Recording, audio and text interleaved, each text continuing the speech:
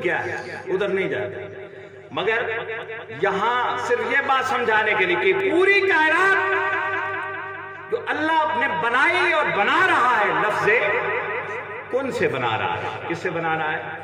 لفظ کن سے بنا رہا ہے، مگر انسان کو اس نے اپنے ہاتھ سے بنایا.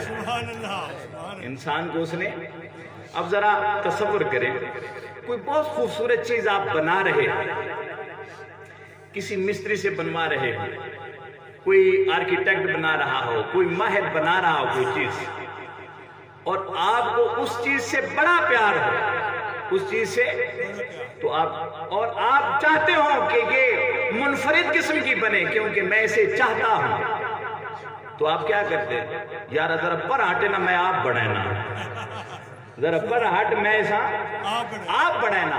تو گویا لفظ کن سے کائنات بنائی، مگر